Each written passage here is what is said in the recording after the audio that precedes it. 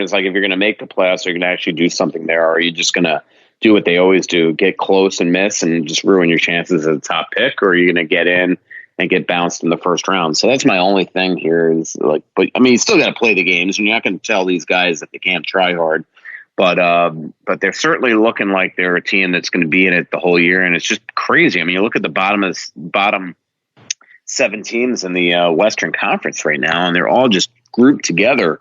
And the Wild are 3 points out of a playoff spot, but I think they're still technically 13th in the West, which just shows you if you're 3 points out of a playoff spot and you're 13th in the West, that this is just going to be, one of those things that you're, it's going to go right to the end of being jockeying back and forth for either a lottery pick or making the playoffs. My gut still tells me that if goaltending doesn't improve when Studnick gets back, it's going to be a big time issue. I don't think it's a shock that they're playing better and Doobie's not playing right now. I hate saying that, but it's the reality. He hasn't been good. As I've written, he's given up 4 more goals 9 different times this year. That just can't in 13 starts. It's crazy.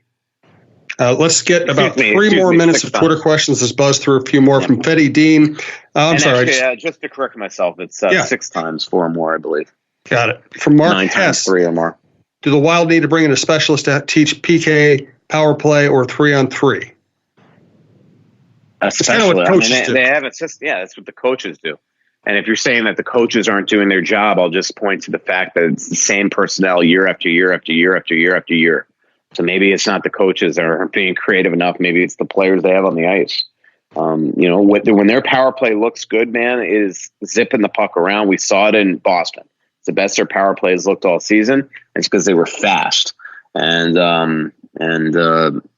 sometimes they get too stationary. There's no doubt about it. Too predictable. From our friend Pooks, my fellow guitar geek, will we see the Geek Squad eventually get some power play time? No matter who they play against lately, they grind it out and get scoring chances, which now seem to be going in. I don't know. I mean, to me, you give them a role. Right now, their role is penalty kill. Maybe there's going to be times where you give them power play, but then what are you going to do with all those top 6 forwards? They've got to be on the power play too. So this is what we talked about before camp. As silly as it might sound, because this team doesn't have a ton of game breakers, the reality is they have a lot of guys that are not on the power play that could be on the power play. I mean, guys like Donato, the members of the Geek Squad and people like that. But I still I don't care how good they are at 5-on-5. I would much rather Joel Eriksson Ek on a penalty kill than a power play. It's just my personal opinion. From Tony Leonard, how frustrating are your Twitter replies and athletic comment sections? When they win, people are angry about draft, and when they lose, people are angry about not playing well. Yeah, I mean, no, that's the reality. I mean, it doesn't matter, even if you're a fan that fully is committed to the quote-unquote tank or rebuild or getting a top lottery pick. Usually you still want to be entertained and have fun, and winning brings that. And so I get it. So people are conflicted right now. There's no doubt about it.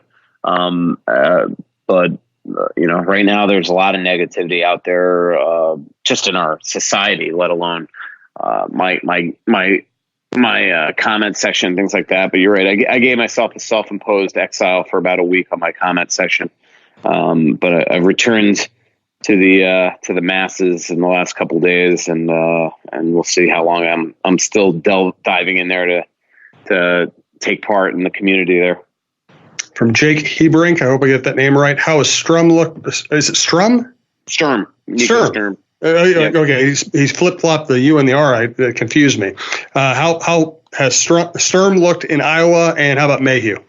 Well, Mayhew's Mayhew. He always looks good. Sturm, I've heard good things. I haven't followed it completely closely.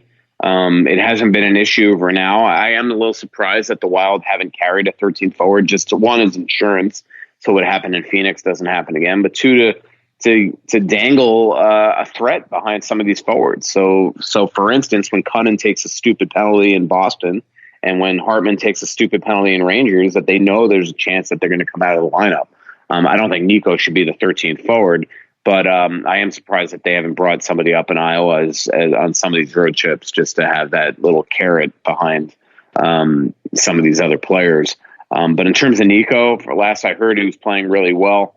I think it's good that he's going to be down there and develop. I don't think it makes sense to play him fourth line minutes here. And the other thing is Victor Rask is actually playing quite well right now. He's done his job. Last night he made a couple great defensive plays. And in limited time, he looks good. He scored a goal the other night in Boston as well. Thanks, everybody who listens. Thanks to all of our sponsors and our producer, Brandon Morton. Thanks to Michael for taking the time. We'll talk to you next week. Remember, the next live show is at Tin Shed, 7 o'clock on December 11th and December 30th. Pretty little city built on a hillside. Music in the bars and fire in the sky. We went to the beach and it was covered in ice. And I used to call it home. So much coming out.